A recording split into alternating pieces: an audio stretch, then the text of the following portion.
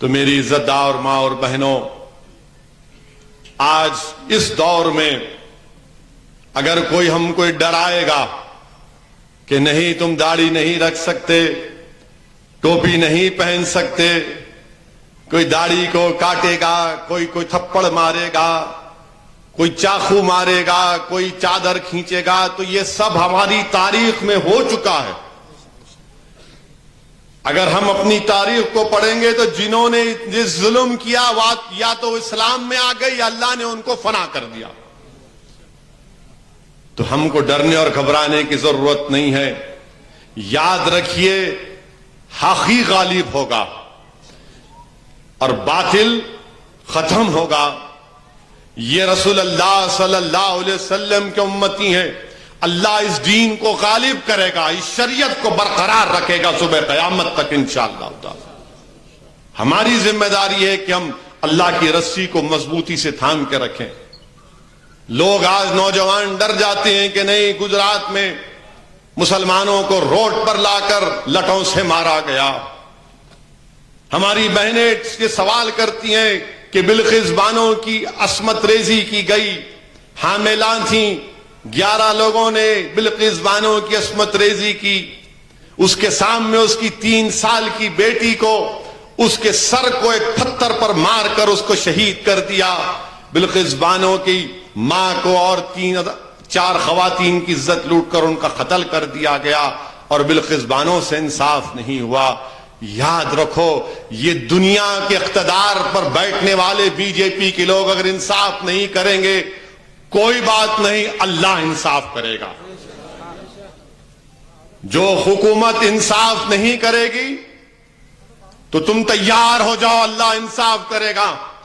और अल्लाह रब्बुल आलमीन है, अल्लाह रब्बुल मुस्लिमीन नहीं है।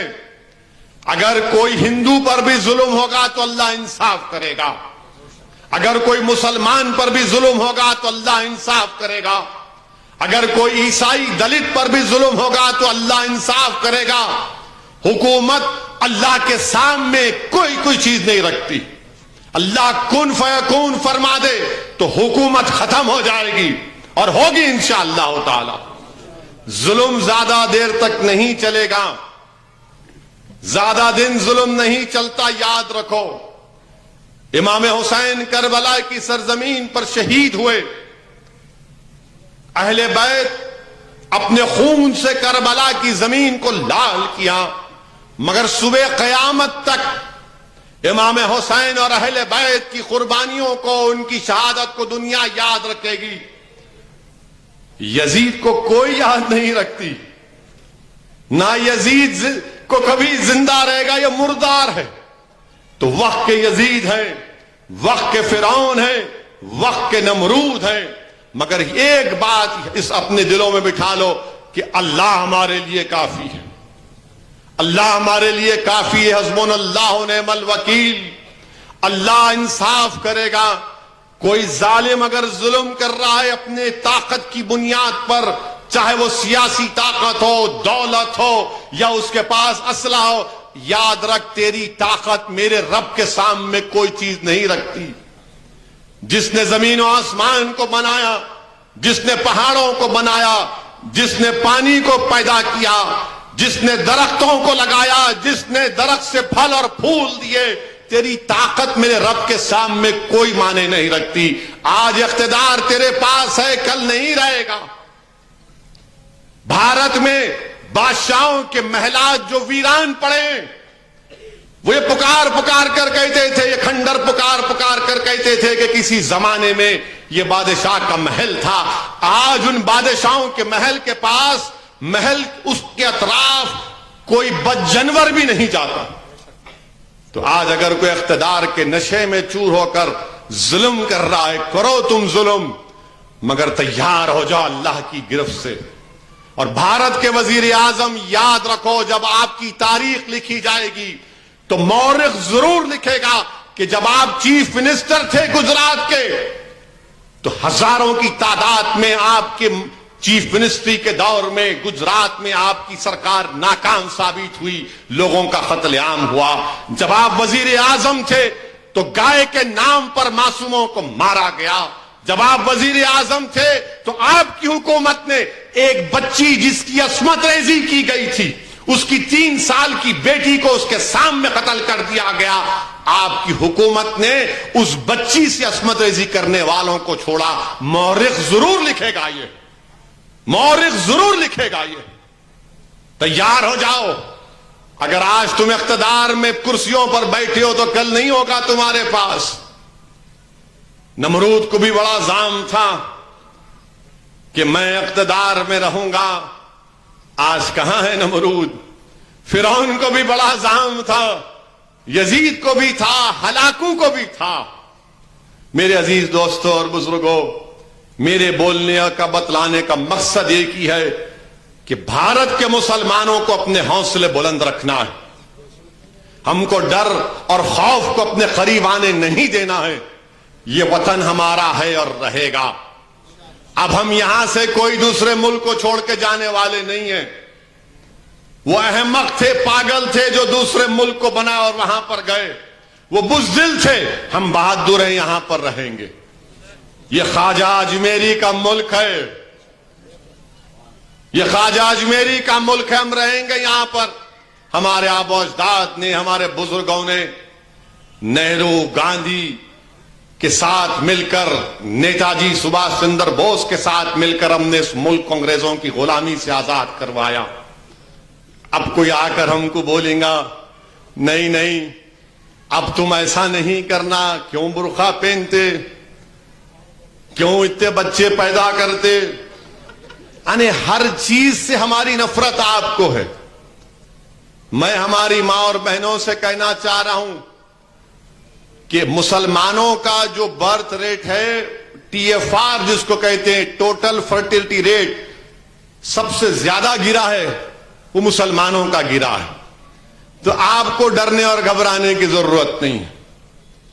ये बार बार नहीं, पॉपुलेशन बढ़ रहा, RSS बोलती पॉपुलेशन बढ़ रहा। कैसे बढ़ रहा पॉपुलेशन? नहीं, वो बांग्लादेश से घुस के आ जा रहे। तो क्या आपकी ये BSF है सॉरी, बिरयानी खा के सॉरी? बॉर्डर पर तो BSF है ना। नहीं, बांग्लादेश से आके मजहब तब्दील करते रहे। हाँ?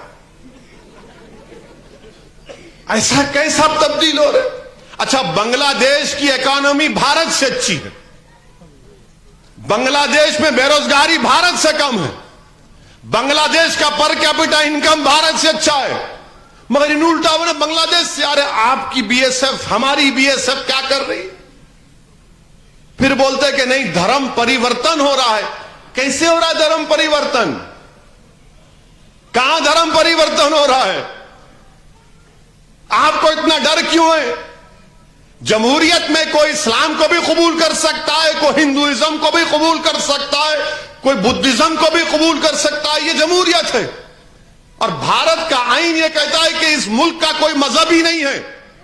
जो किसी खुदा को नहीं मानता वो भी भारत का बराबर का शहरी है। मगर BJP RSS को नहीं, बांग्लादेश से घुस के आ रहे, नु बच्चे पैदा कर रहे और धर्म परिवर्तन हो रहा।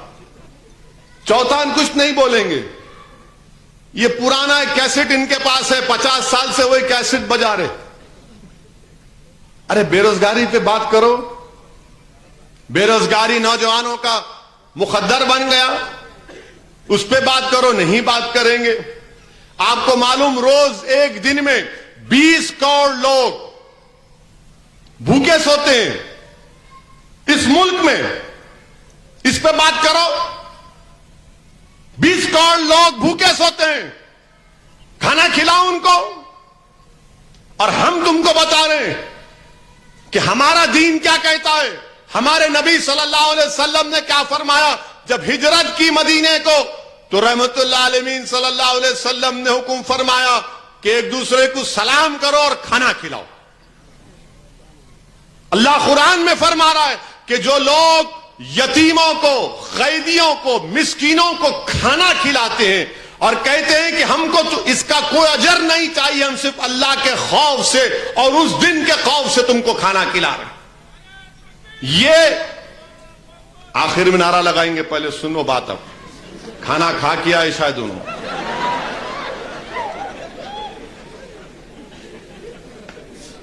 तो ये भूखे 20 करोड़ लोग भूखे सो रहे, मगर आपको क्या मैं बांग्लादेश से आ रहे, धर्म परिवर्तन हो रहा, बच्चे बहुत पैदा कर रहे, पॉपुलेशन बढ़ रहा। कहां बढ़ रहा पॉपुलेशन? भाई गवर्नमेंट का डेटा है ना, प्रधानमंत्री श्री मोदी का डेटा है, मेरा नहीं है। वो कह रहे हैं सुप्रीम कोर्ट में जवाब दाखिल किए कि हमको 2 बच्चों का कानून नहीं बनाना है। इस मुल्क में सबसे बड़ी परेशानी जो आने वाली है, याद रखो मेरी बात को आप, अगर आज के बच्चे जिंदा रहेंगे तो 2035 और 40 में इस मुल्क में करीब 35 करोड़ लोग या 40 करोड़ लोग 60 साल के ऊपर के रहेंगे। कौन खिलाएगा उनको? क्या मन की बात से पेट भर जाता? क्या मित्रों बोलने से पेट भर जाता? ये नहीं, गवर्नमेंट का डेटा है, मेरा नहीं है। तो मुल्क में सबसे बड़ा चैलेंज जो है रोजगार का, महंगाई का, लोग भूखे सोते हैं 20 करोड़ के करीब लोग। हमारे बच्चे 5 साल की उम्र में सबसे ज्यादा बच्चे मरते हैं भारत में। इसके बारे में बात करो, नहीं खाली हिंदू मुस्लिम, दूसरा कुछ भी नहीं है, इस पे रोटी सेको। अब यह तेलंगाना में निजाम मुसलमान, अरे दूसरा कोई नहीं है क्या तुमको काम? बात करें कि निजाम, दूसरा मुसलमान, अरे निजाम से मेरे को क्या करना है रे? उन हुकूमत थी उनकी, उन्होंने चले गए। हां मैं मुसलमान हूं, भारत का मुसलमान हूं। हमारा ताल्लुक किससे है? तुर्रेबाज खां से है, मौलवी अलाउद्दीन से। वो मक्का मस्जिद के इमाम थे, मक्का मस्जिद से जुलूस निकाला और हैदराबाद के सुल्तान बाजार के पास अंग्रेजों की रेजिडेंसी के पास खड़े होकर अंग्रेजों से मुकाबला किया, गोली चली। सबसे पहले काला पानी कौन गए? हैदराबाद का हैदराबादी गया था। सुनो आरएसएस बीजेपी वालों, तुम्हारे कोई प्यारे नहीं गए थे। हैदराबाद से सबसे पहला शख्स जो गया काला पानी में, उसका नाम था मौलवी अलाउद्दीन, वहीं पर शहीद हुए। और तुम्हारे प्यारे सावरकर तो लव लेटर लिखे 6 अंग्रेजों को, माफ कर दो, माफ कर दो, माफ कर दो। और आप आके हमको बता रहे वफादारी, हमसे पूछ रहे। हमारी वफादारियों की निशानी देखना है, कब्रिस्तान में जाकर देखो। हम अपनी मां की कोख से पैदा होते तो जिंदा रहते हैं इस मुल्क में, हक की लड़ाई लड़ते हैं, अल्लाह की वहदानियत का इकरार करते हैं, अपने नबी मोहम्मद मुस्तफा सल्लल्लाहु अलैहि वसल्लम के गुलामी का तोग डालकर हम अपने हक के लिए लड़ते हैं। और जब अल्लाह की तरफ से बुलावा आता, इसी जमीन में चले जाते। मगर आप नहीं बात करें कि बस अब ये बीजेपी तेलंगाना में क्या निजाम है। अरे निजाम से हमको क्या करना है रे? हर चीज में। अब ये तेलुगु मीडिया वाले भी असदुद्दीन ओवैसी भाषण ये बोले, अरे ये बोले तो मोदी क्या बोले पूछो ना। मोदी के बारे में कुछ नहीं बोलना। ये मीडिया वाले बोलते आप सब बोलो, मगर उनके बारे में नहीं बोलना। क्यों नहीं बोलना भाई? क्यों नहीं बोलना? बराबर बोलेंगे। अगर हम नहीं बोलेंगे तो फिर कौन बोलेगा? बोलना है हमारे को। हम बोल रहे हैं, हमारे वजीर आजम है, 130 करोड़ की जनता के अवाम के वजीर आजम है, जिसमें 20 करोड़ मुसलमान है। नहीं हमारे वजीर आजम, बोल दो आप। है ना? मैं तो बोल रहा हूं, है आप? नहीं बीजेपी वालों से पूछ रहा हूं, बोल दो भाई। निजाम से तुम्हारी इतनी मोहब्बत, हम तो बोल रहे 130 करोड़, मगर हर जगह पर कुछ नहीं है। कहीं भी इलेक्शन हो रहा, ये पातापस्ती में ऐसा हुआ, विकाराबाद में इन्हों ऐसा बोल दिए। सो ढूंढते रहते हैं इन्हों। जितना पाकिस्तान इसका नाम इन्हों लेते, हम तो जिंदगी में भी नहीं लेते, मालूम ही नहीं हमारे को। मगर नहीं पाकिस्तान। अब ये कल क्रिकेट मैच क्यों खेल रहे तुम? नहीं खेलना था, नहीं हम पाकिस्तान नहीं जाएंगे, मगर पाकिस्तान से ऑस्ट्रेलिया में खेलेंगे। अब्बा ये क्या मोहब्बत है? मत खेलो पाकिस्तान से, क्या होता नहीं खेले तो? एक होगा 1,000-2,000 करोड़ का नुकसान होगा टीवी का, मत खेलो आप। भारत से बढ़ के है 2,000 करोड़ होगा, छोड़ दो। मन नहीं, पाकिस्तान को नहीं जाएंगे मगर ऑस्ट्रेलिया में खेलेंगे। हाँ हो, क्या मोहब्बत है भाई। अब कल देखो आप, अब वो मैच कौन जीता कि नहीं मालूम, मगर शेयर बनते। अरे क्रिकेट मैच है भाई, हमको क्या करने का है उससे? हम भी चाह रहे कि कल भारत जीते, हम भी चाह रहे कि कल शमी और हमारा बच्चा मोहम्मद सिराज खोल दे पाकिस्तान को पूरा। हम भी ख्वाहिश है, मगर नहीं, इनको नहीं। जीते तो जिंदाबाद, हारे तो ढूंढते कैसा हारे। अरे क्या है रे तुम लोगों को? क्रिकेट मैच है ये। हिजाब हमारे लिए, आपके लिए तकलीफ, दाढ़ी हमारी तकलीफ, गोश्त हलाल गोश्त तकलीफ, क्रिकेट मैच में तकलीफ, यानी हर चीज से। मगर याद रखो, हमारा वजूद नहीं मिटने वाला है इंशाअल्लाह ताला, हमारा वजूद नहीं मिटने वाला है। दुनिया में जब तक अशहदु अल्ला इलाहा इल्लल्लाह मोहम्मद रसूलुल्लाह बोलने वाला रहेगा, दुनिया आबाद रहेगी। जिस दिन कोई नहीं रहेगा बोलने वाला, दुनिया खत्म हो जाएगी। मेरे अजीज दोस्तों और बुजुर्गों, हमारे कॉर्पोरेटर साहब अभी हमको ये दिए, हम विकाराबाद के एमएलए साहब से बोलना चाह रहे हैं। मैं उनका एक वीडियो देखा, जबान फिसल गई शायद।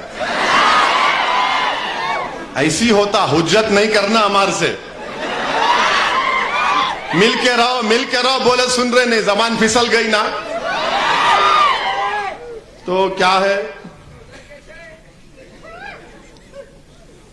आप ये बात याद रखो, मजलिस अभी फैसला नहीं करी कितने सीट खड़ा करेंगे सब इलेक्शन में।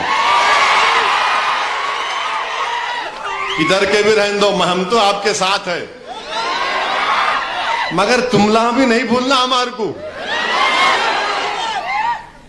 बल्दिया का इलेक्शन आए कि उनके पीछे, इनके पीछे, उनके पीछे, फिर मिले क्या हुआ मियां? नहीं, दिल से आपके साहब। अरे ये कौन सा दिल है तेरा जो वोट में तब्दील नहीं हो रहा? दिल से आप कह रहे, तेरा दिल में थोड़ा वोट भी तो पैदा करो।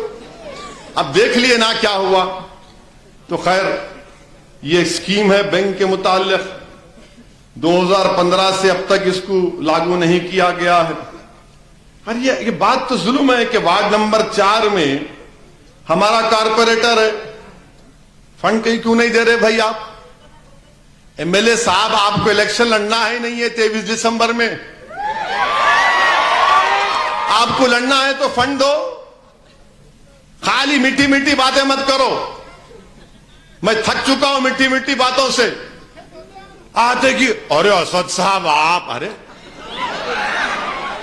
मेरे को, मैं कौन हूं भाई? मैं भी एक इंसान हूं। तो हमारे वार्ड नंबर 4 में फंड दिया जाए और शादी मुबारक। हाँ आ गए।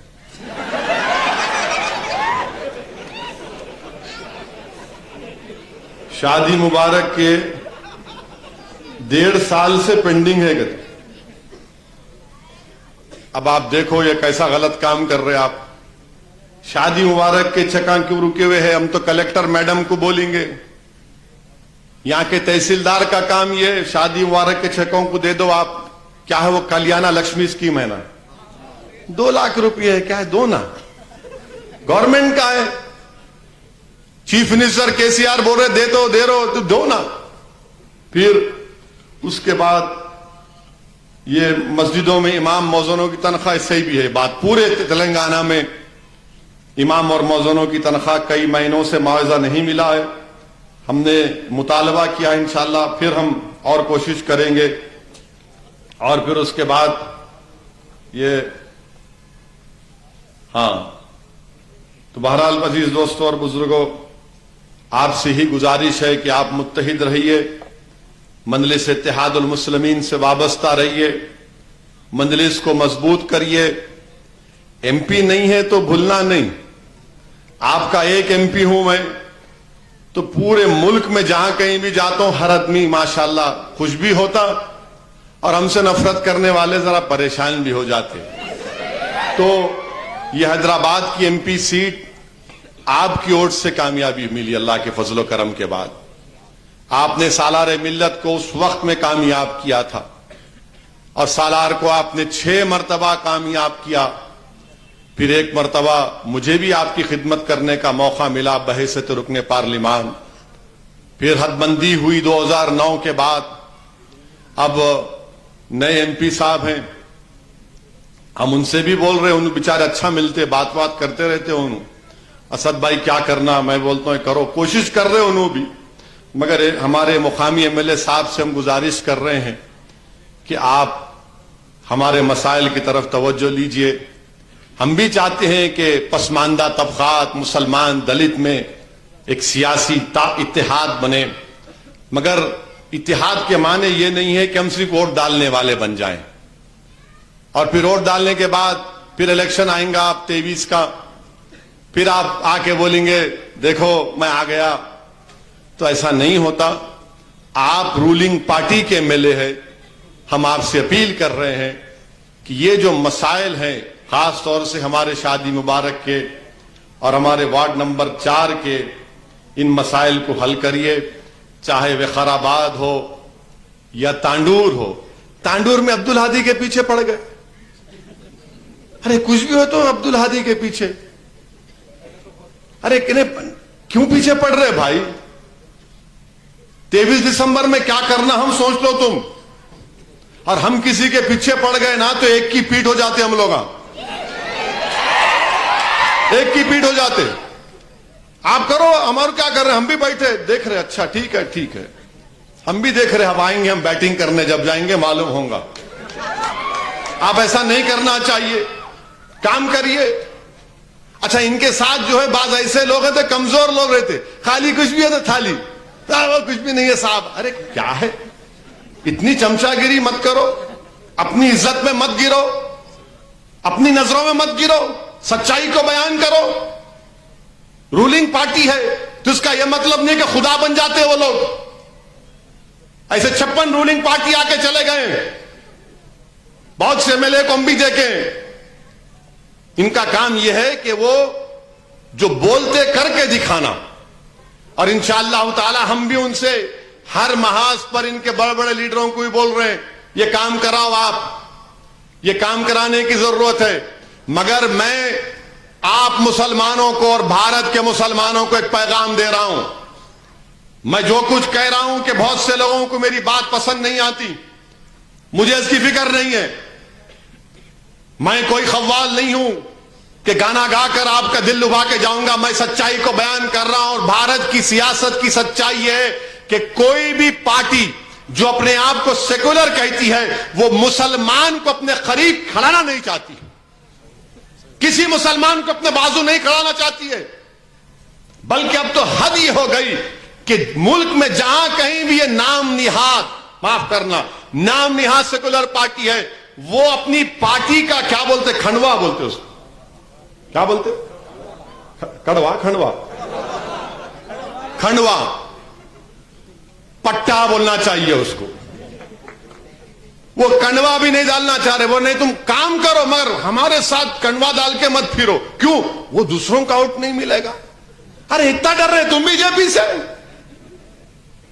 कि मामूली बात है, मुसलमान भारत में 20 करोड़ हैं। अगर आप सियासी तौर पर हमको इनविजिबल कर देंगे तो फिर भारत की सियासत का, भारत की राजनीति का, भारत की जमहूरियत का क्या होगा बताओ। अब तो भारत की पार्लियामेंट में सिर्फ 5% मुसलमान एमपी हैं। अब तो कोई बाजू नहीं खड़ा करना चाह रहा है। इलेक्शन का कैंपेन हुआ तो बोल देते मौलाना आप मस्जिद में उधर कर लो, इधर मत आओ, तू उधर ही जा, वो मुस्लिम महल्ले में जा, इधर मत आ। मैं सुना अपनी कानों से अरे उन्हों असद आ रहा, ओवैसी आ रहा, उसको रोको, तुम उधर रहो, इधर मत आओ। अपने डाइस पर नहीं बिठाते ये लोग। ये सच्चाई है, मेरी बात को याद रखो आप। जो लोग आज भी इनसे उम्मीद लगाकर बैठे, नहीं नहीं मजबूरी है इनके, कई की मजबूरी है मेरे भाई। इज्जत भी तो कोई चीज है हमारी। क्या हम क्या कोई गली के चलने वाले कोई ऐसे लोग हैं कि हमारी इज्जत नहीं है, हमारी कोई वकार नहीं है, हमारी कोई अहमियत नहीं है? सबकी अहमियत है, सबकी इज्जत है, मगर हमारी है ही नहीं। आप हमको बाजू नहीं खड़ा करना चाह रहे। पार्टी का जो पार्टी के हैं वो भी नहीं, मगर सबको क्या बोलते, नहीं इनको हराना है, उनको हरा रहे, तुम कुछ भी नहीं हरा सकते, याद रखो। यकीनन हम कोशिश कर रहे हैं कि बीजेपी को सियासी तौर पर शिकस्त मिले, मगर आपको अपना रवैया बदलना पड़ेगा। यह क्या बात है कि आप मुझे हाथ लगाने से डर रहे हैं? क्या मैं 133 केवी का इलेक्ट्रिसिटी का वो है क्या मेरे पास? हाथ लगाते कि शॉट लगेगा तुमको? नहीं, आप समझो बात को, क्या समझना बाबा। इज्जत और अहमियत जरूरी है हमारे लिए। तो यह पैगाम उन लोगों के लिए है जो अपना सियासी मकसद, जो अपने सियासी अजाइम की तकमील के लिए इन पार्टियों में जाकर बैठे। कुछ होने वाला नहीं है प्यारे, आ जाओ यहां पर, आओ लड़ो, हम अपना इज्जत और मुकाम पैदा करेंगे। तुम एक चंद नाम निहाद पोस्टों के लिए अपनी अहमियत को, अपनी इज्जत को मत गवाओ खुदा के लिए। तुम अपनी ताकत को नहीं जानते। तुम एक हो जाओ, याद रखो सब चीजें खत्म हो जाएंगी। मेरे अजीज दोस्तों और बुजुर्गों, मेरी आप तमाम से अपील है कि इत्तेहाद पैदा करिए, मुत्तहिद रहिए, और यकीनन तेलंगाना को हम और मजबूत देखना चाहते हैं। तेलंगाना में और तरक्की हो, तेलंगाना भारत का सबसे बेहतरीन रियासत बने, ये हमारा ख्वाब है। और वो ख्वाब कैसे पूरा होगा? जो सबको बराबरी की इज्जत मिलेगी, और मिलना भी चाहिए। हम भी चाहते हैं कि तेलंगाना में फिरका परस्ती ना बढ़े। हम भी चाहते हैं कि तेलंगाना में फिस्ताई ताकतों की ताकत को कमजोर किया जाए। हम भी चाहते हैं कि तेलंगाना की जो तहजीब और तमद्दुन है, जो भाईचारा है, वो और मजबूत हो। मगर याद रखो, अगर तुम ये समझोगे कि मैं बैंड बाजा वाला हूं, नहीं, मैं बैंड बाजा नहीं बजाऊंगा। मैं तुम्हारा बैंड बाजा नहीं बजाऊंगा। मैं तुम्हारा बैंड बाजा नहीं बजाने वाला नहीं हूं कि तुम दूल्हे है, इलेक्शन आया मैं बैंड बाजा बजाता हूं, और तुम इलेक्शन जीत जाते और बैंड बाजा वाला कहां जाता मालूम आपको? कभी देखे बारात में बैंड बाजा बजाने वाला? उसको दूल्हे के साथ शादी खाने में जाने की इजाजत नहीं रहती, बाहर बजा निकल। तो आपसे मेरी गुजारिश है कि आप अपनी अहमियत को समझो। मजलिस आपकी जमात है, इसको आपके बुजुर्गों ने मजबूत किया है, इसको आपके असलाफ ने अपने खून से, अपने आंसुओं से इस जमात को मजबूत किया है। आज मैं हूं, कल नहीं रहूंगा, मगर जमात आपकी है। ये आपकी शनाख्त है, ये आपकी ताकत है, ये आपके बुजुर्गों की कुर्बानी की निशानी है, ये आपके इत्तेहाद की निशानी है, ये आपकी सियासी सोच की कामयाबी। इसीलिए मेरे अजीज दोस्तों और बुजुर्गों, मजलिस को मजबूत करिए, और इंशाअल्लाह ताला मैं भी कोशिश करता रहूंगा कि हैदराबाद का जो पुराना पार्लिमानी हल्का है, मैं इसमें आता रहूं। मैं भी मानता हूं कि मुझसे भी गलती हुई है, मुझे भी ज्यादा यहां आना चाहिए था। आपकी शिकायत सही है। किसी ने मुझसे फोन करके कहा, असद साहब आप पूरे मुल्क में जा रहे, हमारे पास ही नहीं आ रहे। तो आप बिल्कुल मुतमईन रहिए, मेरी सियासी जिंदगी का आगाज आप ही के बीच में से हुआ है। मैं कहीं पर नहीं जाने वाला हूं। हां, अगर मैं कहीं पर जाऊंगा तो यहीं पर आऊंगा। अगर मैं कहीं जा रहा हूं तो आपकी दुआओं की वजह से जा रहा हूं। और अगर मैं गुजरात में इलेक्शन लड़ रहा हूं तो अपने लिए नहीं, वहां के मजलूम अवाम को इंसाफ दिलाने के लिए, ताकि रोड पर किसी मुसलमान को लाकर मारा नहीं जाए, ताकि किसी बच्ची की अस्मत रेजी करने वाले जालिमों को, उसकी बच्ची का कत्ल करने वालों को दोबारा को हुकूमत ना छोड़ दे। ये हमारी कोशिश है। इसमें आपकी दुआओं की और तावन की जरूरत है। वाखिर दावान अल्हम्दुलिल्लाहि रब्बिल आलमीन।